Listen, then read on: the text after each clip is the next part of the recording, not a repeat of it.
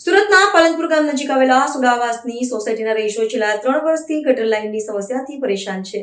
પાલનપુર ગામ પાસે સુડાવાસના રહીશો ગટરના પાણીથી પરેશાન થયા છે। ફૂટપાથના કામ માટે ખોદકામ દરમિયાન પાણીની લાઇન તૂટી જતા સમગ્ર સુડા આવાસ પરિસરમાં ગંદા પાણી ફરી વળ્યા છે। આ ગંદુ પાણી પાર્કિંગ વિસ્તારો અને મુખ્ય રસ્તાઓ પર વહીને જમા થઈ રહ્યું છે, જેના કારણે રહીશોને દૈનિક જીવનમાં મોટી મુશ્કેલીઓનો સામનો કરવો પડી રહ્યો છે। ગંદા પાણીના કારણે અસહ્ય દુર્ગંધો ફેલાઈ રહી છે અને મચ્છરોનો પ્રચંડ ઉપદ્રવ શરૂ થઈ ગયો છે, જે સ્વાસ્થ્ય માટે ગંભીર જોખમ ઊભું કરે છે।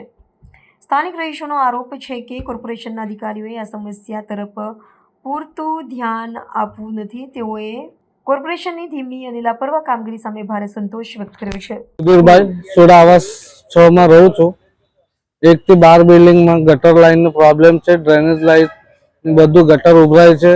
વારંવાર કમ્પ્લેન્ટ કરીએ છીએ, અમે લેખિતમાં અરજી કરીએ તો કોઈ નિરાકરણ આવતું નથી। લોકો એસએમસીના આવે છે, જોઈને પાછા ચાલ્યા જાય છે કે આજે આ ગાડી બોલાવો, પેલી ગાડી બોલાવો, આ સુધી કોઈ આવ્યો નથી।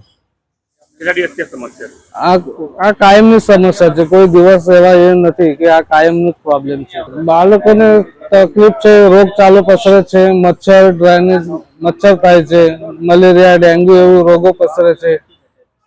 પછી ઓફિસ જવા માટે તકલીફ એવી જ પડે છે કે પાર્કિંગ સવારે ઉઠીને જોઈએ તો ગટરનું પાણી હોય અને આપણા શૂઝ કપડા ભીના થાય છે।